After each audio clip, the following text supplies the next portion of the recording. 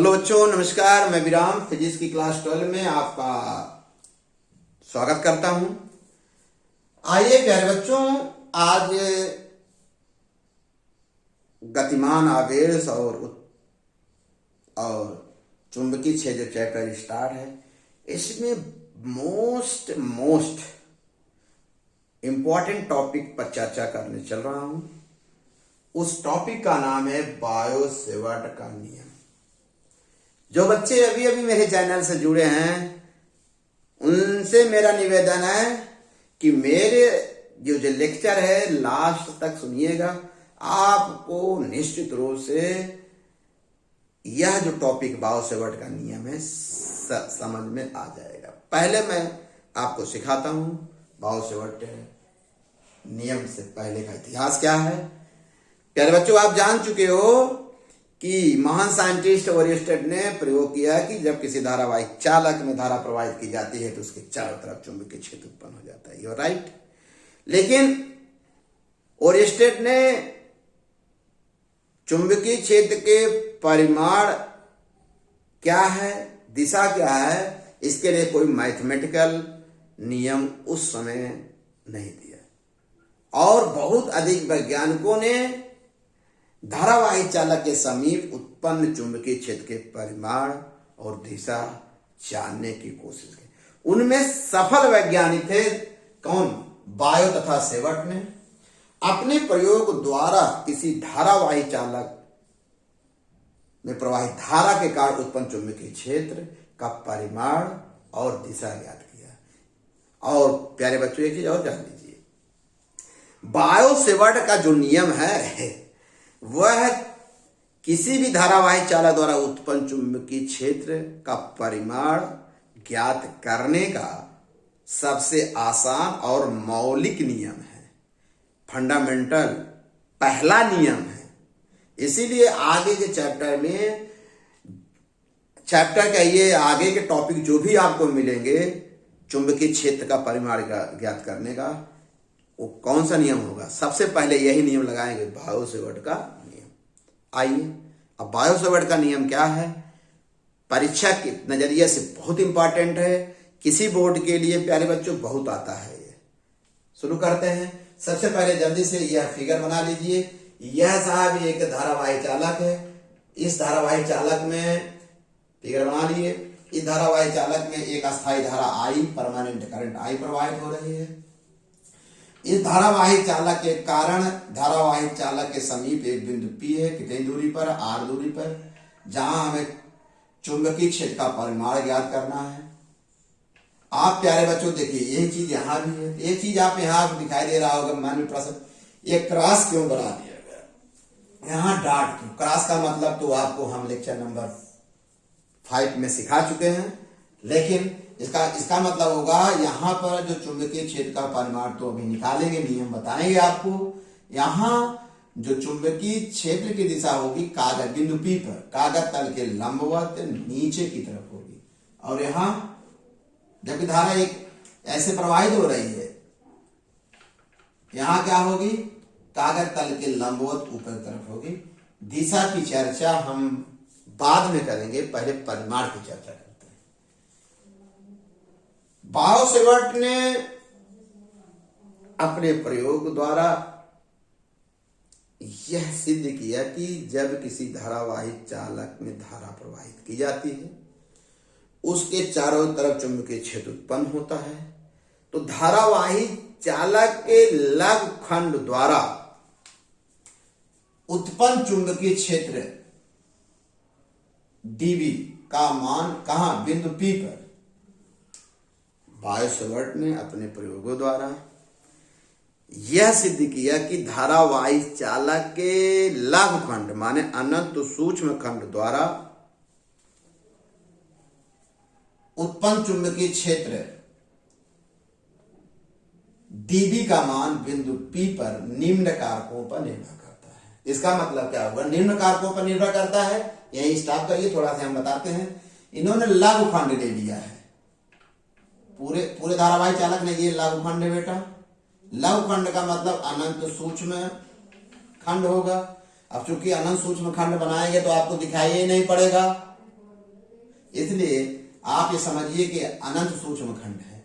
ऐसे भी अनेक लघु सूक्ष्म खंड होंगे। हर एक लघु खंड द्वारा बिंदु P पर चुंबकीय क्षेत्र का परिमाण निकालेंगे और सबको वेक्टर नियम से जोड़ देंगे। क्यों वेक्टर नियम जोड़ दें? क्योंकि चुंबकीय क्षेत्र सदिश राशि है। आइए फिर से बताते हैं।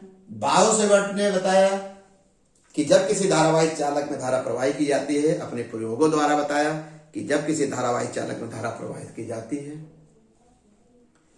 तो उसके चारों ओर चुंबकीय क्षेत्र उत्पन्न हो जाता है।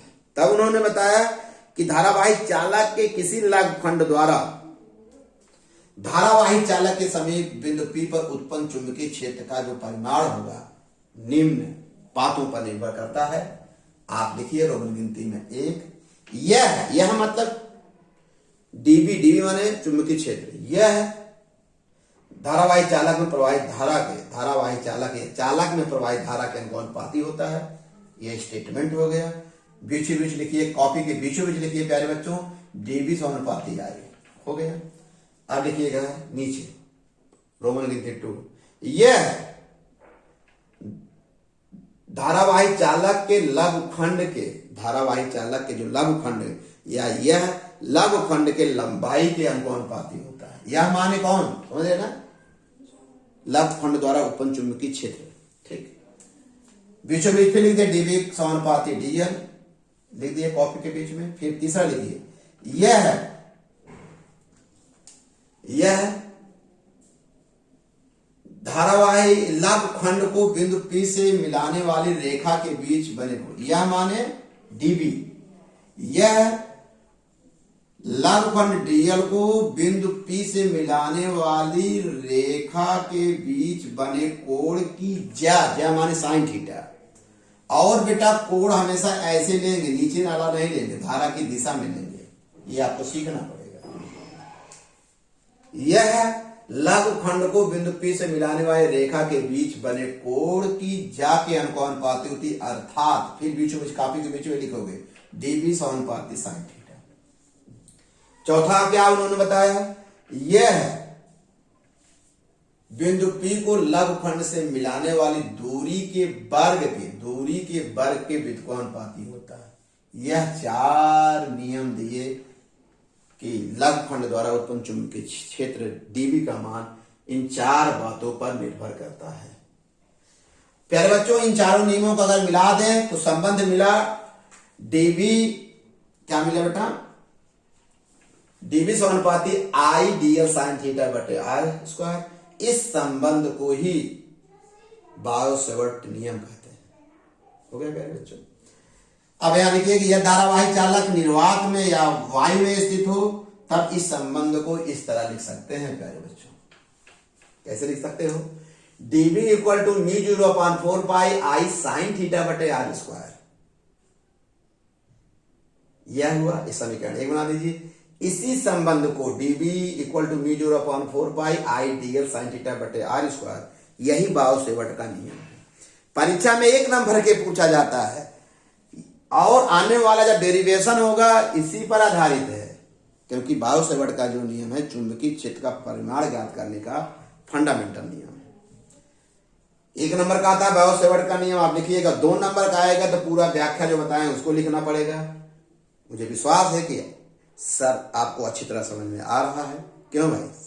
ओके, आइए प्यारे बच्चों, म्यू 0/4 पाई को अनुपाती नियतांक कहते हैं और म्यू 0 को वायु अथवा निर्वात की विद्युतशीलता कहते हैं, परमिएबिलिटी या फ्री स्पेस कहते हैं। अब क्या करते हैं बेटा? यहां तक तो हो गए बाउसेवर्ट नियम। अब धारावाहिक चालक को चूंकि एक लघु खंड द्वारा ऐसे सभी लघु खंडों द्वारा बिंदु P पर चुंबकीय क्षेत्र का क्या करेंगे? परिमाण ज्ञात करेंगे और वेक्टर नियम से इसको क्या करेंगे? जोड़ेंगे। और जोड़ेंगे तब आएगा क्या आएगा? संपूर्ण धारावाहिक चालक कारण बिंदु P पर उत्पन्न चुंबकीय क्षेत्र B equal to integration L I DL sine theta बटे आर स्क्वायर समीकरण। यह संपूर्ण है। माने यहां बेटा कोई पूछे L क्यों गए? क्योंकि हम जो धारावाहिक चालक है उसके लघु खंडों को उसको धारावाहिक चालक को लघु खंडों में बांटे ना, लंबाई को जोड़ रहे हैं। ठीक है, हो गया प्यारे बच्चों? अगली हेडिंग लिखिएगा, बहुत सुंदर हेडिंग बनाइए, बायो सेवर्ट नियम का वेक्टर फॉर्म। क्यों? बायो सेवर्ट चुंबकीय क्षेत्र किसी धारावाही चालक द्वारा उत्पन्न चुंबकीय क्षेत्र का परिमाण के लिए सूत्र दिया ना, और चुंबकीय क्षेत्र सदिश राशि है, जब सदिश राशि है उसका वेक्टर फॉर्म होगा। आइए इसका वेक्टर फॉर्म आप सीख लीजिए। Vector DB equal to I DL vector cross R vector बटे आर क्यू। आर क्या है? परिमाण है, ध्यान रखिएगा, मैग्नीट्यूड है। ये वेक्टर है, ये भी वेक्टर है, परिमाण है, मैग्नीट्यूड है। ठीक है प्यारे बच्चों, इसको समझ लीजिए। आपका लेवल वेक्टर फॉर्म पर बहुत अधिक कंपटीशन में पूछा जाता है, वेक्टर फॉर्म न्यूमेरिकल, इसकी आगे चर्चा हम करेंगे। मुझे विश्वास है बायो सेवर्ट का जो नियम हम बताए हैं सरल से सरल भाषा में, आप अच्छी तरह आपको समझ में आ रहा है। क्यों समझ आ रहा है ना? अब आपको करना क्या है, नोट्स बना लीजिए,